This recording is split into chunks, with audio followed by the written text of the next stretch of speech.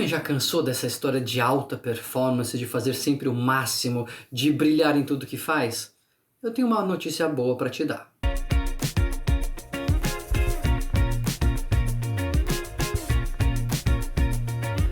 A notícia que eu tenho para te dar é que viver é melhor sem ter que ser o melhor. Lançamento novo aqui, ó, lançamento novo com a editora Sextante, Viver é melhor sem ter que ser o melhor, e outros princípios do arcadismo para o dia de hoje. Vou explicar qual é a ideia por trás desse livro e qual é esse conforto que eu tenho para te dar, essa boa notícia que eu tenho para te dar de que viver é melhor sem essa obrigação de alta performance, de ser o melhor em tudo. Claro, assim que você já se inscrever aqui no canal e já deixar o seu like, porque o seu like você sabe que é importante para mais gente receber esta mensagem libertadora. E a ideia desse livro é ser libertador mesmo, sabe? O título, Viver é melhor sem ter que ser o melhor, e outros princípios do arcadismo para os dias de hoje, mostra da onde vem a inspiração para esse ensaio. Na verdade é um livro pequeno, um livro de 100 e poucas páginas, um formato pequeno, porque ele é um ensaio que me trouxe assim algumas reflexões importantes para o nosso dia a dia. Começou com essa ideia da pressão da alta performance, sabe? Hoje tudo é alta performance, faça o máximo, seja o melhor no seu emprego, seja o melhor pai, seja a melhor mãe, seja o melhor na cama, seja o melhor na cozinha, seja o melhor em tudo que você fizer. E eu falei, não dá. Não dá para ser o melhor em tudo que a gente faz, não dá para performar no ótimo, não dá para estar sempre ali na excelência, não dá. A nossa vida é arroz com feijão. No nosso dia a dia a gente faz ali um arrozinho com feijão e um arrozinho com feijão caprichado, com um ovinho, que mate a fome, alimente, seja gostosinho, que não é o melhor do mundo, mas é bom o suficiente. A gente esquece que isso tem muito valor. A gente fica pensando no filé mignon, a gente fica pensando na cozinha sofisticada e a gente esquece que no dia a dia não é isso que nos alimenta e o bom o suficiente já está de bom tamanho para várias coisas da nossa vida, em vários aspectos, né? Você fazer uma performance boa o suficiente no trabalho, você ser bom o suficiente na sua casa, gente, é muito mais honesto com a gente mesmo do que achar que a gente vai ser ali na excelência em tudo. Isso me lembrou um lema do arcadismo, essa escola de literária, que dizia: Aurea mediocritas, né? A mediocridade é de ouro, a mediocridade é valiosa. Na época, quando a gente aprende isso na escola, você fala, nossa, mas medíocre é bom, né? Medíocre não é ruim. E fui estudando, né? E fui refletindo que, na verdade, o que eles fazem ali é lembrar a importância do meio termo, de evitar exageros, nem um lado nem ao outro. A virtude está no meio, né? O Aristóteles falava que a virtude está no meio do caminho. E essa coisa de a gente querer sempre o máximo, querer sempre o melhor, querer sempre o pódio, só dá valor para a medalha de ouro, né? Tem gente que diz que a medalha de prata é o primeiro dos últimos. É o último, isso é tudo ruim. Né? Quem é o ouro só que vale a pena. O prata já é um dos últimos, só o primeiro dos últimos, não tem valor nenhum. É isso que faz com que a gente atribua um valor negativo à palavra mediocridade. Medíocre é quem está no meio.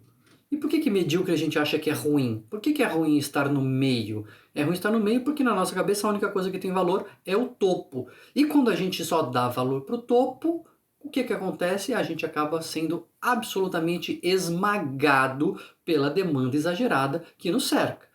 Então, o resgate dessa ideia de que, olha, um meio termo está de bom tamanho, o meio termo é onde a gente vive, na prática a gente vive na média. Você pode caprichar para melhorar sua média, você pode fazer o seu melhor, mas essa história de que só quem ganha é quem tem valor, ela é opressora para as pessoas. Tem até gente que diz, não, mas se você não fizer isso, as pessoas não respondem. Não é verdade. Se a gente estimular bem as pessoas ao capricho, a se dedicarem, a gostarem, a se envolverem com coisas de verdade que tem sentido para elas, as pessoas vão caprichar e vão fazer bom o suficiente. Claro que você pode pensar, bom, mas eu quero ver os campeões, eu quero ver a alta performance, eu preciso, né, os atletas de elite. Mas esses caras sempre vão estar aí. Tem gente que tem essa vibe, tem gente que vibra com isso, que o desejo é assim, extrapolar e ir no máximo. Beleza, é legal, também gosto de assistir, também gosto de ver Olimpíadas, também gosto de ver as obras de arte maravilhosas. O meu ponto é que isso não é a única coisa que tem valor. No fundo, o livro Viver é Melhor Sem Ter Que Ser o Melhor é um livro sobre valores. O que a gente está valorizando? Para o que a gente está dando valor? E a vitória é valiosa, eu acho que é legal a gente valorizar a vitória. Eu só acho que é um perigo a gente só valorizar a vitória e dizer que todo o resto não tem valor. Né? A solidariedade, a misericórdia, o companheirismo, sei lá, quantas outras coisas também são valiosas que a gente deixa de lado só hipervalorizando a vitória. Então, esse é o centro do capítulo que fala sobre o Aurea Mediocritas. Mas pesquisando sobre esse lema do arcadismo, eu encontrei outros lemas que são extremamente pertinentes para os nossos dias, né? Para o dia a dia, para os nossos tempos, porque na verdade são lemas que vêm desde a antiguidade grega, assim, desde todas as religiões falam versões parecidas disso, orientais, ocidentais, todas as filosofias apontam em algumas direções que são essenciais para o ser humano. Os Árcades, né, os poetas Árcades resgataram da antiguidade greco-romana alguns lemas e eles estão aqui em outros 3 capítulos. Então um capítulo é sobre o Aurea Mediocritas, o primeiro capítulo é sobre o Inutilia Truncat, cortar o que é inútil, livre-se do que não presta, livre-se do que é inútil. Por quê?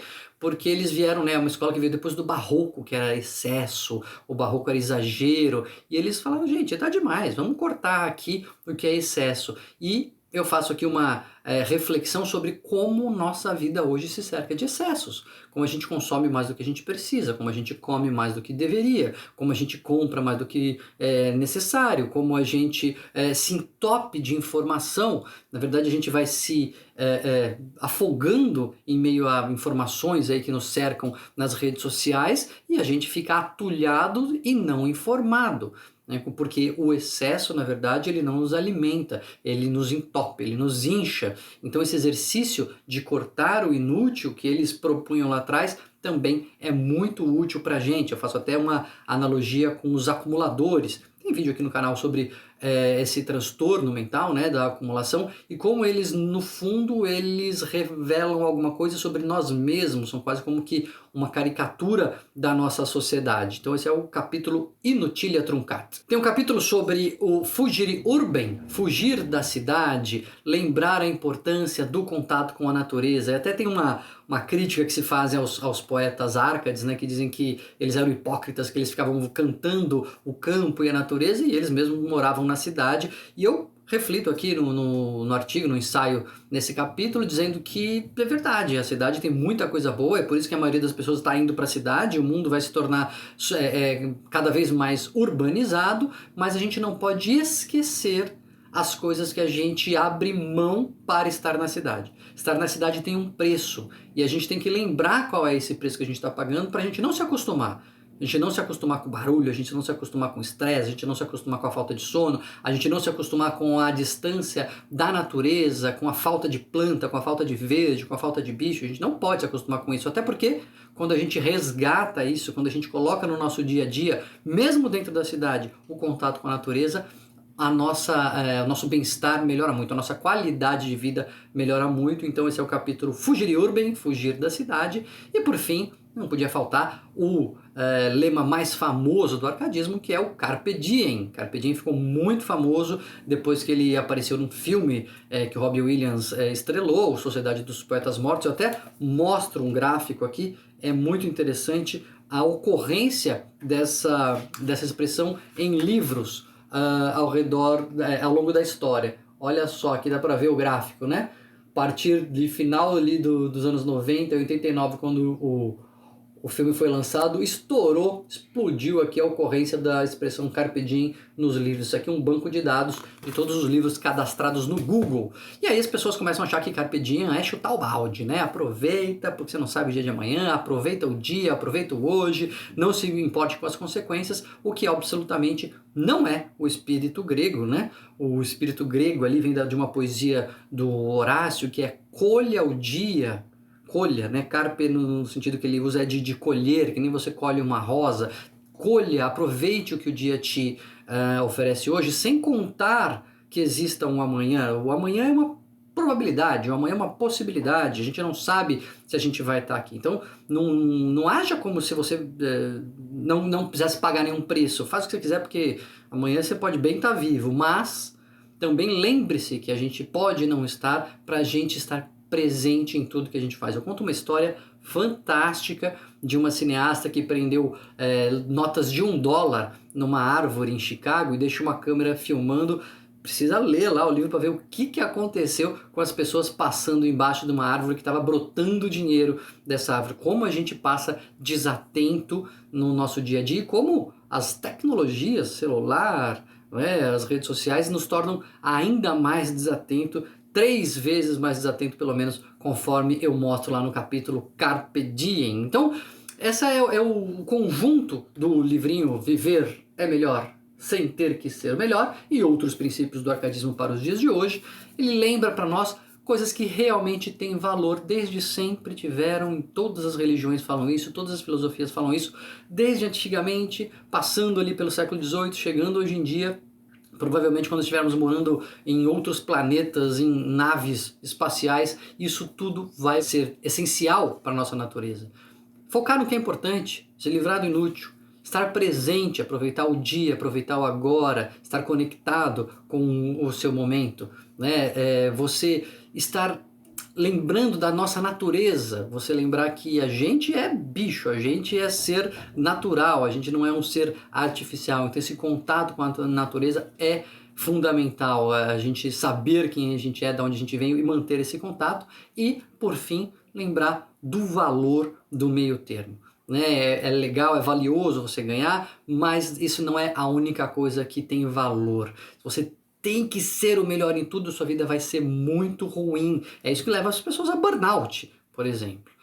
A gente precisa lembrar que viver é melhor sem ter que ser o melhor. Pode ser bom ser o melhor, mas a obrigação de ser o melhor pode te fazer muito mal. Então, vou recomendar para vocês hoje um novo livro, lançamento aqui da editora Sextante, deste autor aqui, do autor do O Lado Bom do Lado Ruim, Rir é Preciso, outros livros que a gente tem divulgado aqui. Esse é o mais recente, Viver é Melhor Sem Ter Que Ser o Melhor, já à venda nas melhores livrarias, online, presencial, onde você tiver, o livro vai até você. E tem ele em audiobook também, viu? Eu mesmo gravei, se você quiser ouvir a minha narração, está lá também disponível para comprar. Já conhecia o livro? Já conhecia esses lemas do arcadismo? Diz pra mim aí, você se interessou? Acha que tem sentido ou não? Discorda? Coloca aí nos comentários. Vamos continuar conversando. Não se esquece de maratonar no canal, tem um monte de coisa legal para você ver. E procure aí na descrição do vídeo os links para comprar o Viver é Melhor Sem Ter Que Ser o Melhor.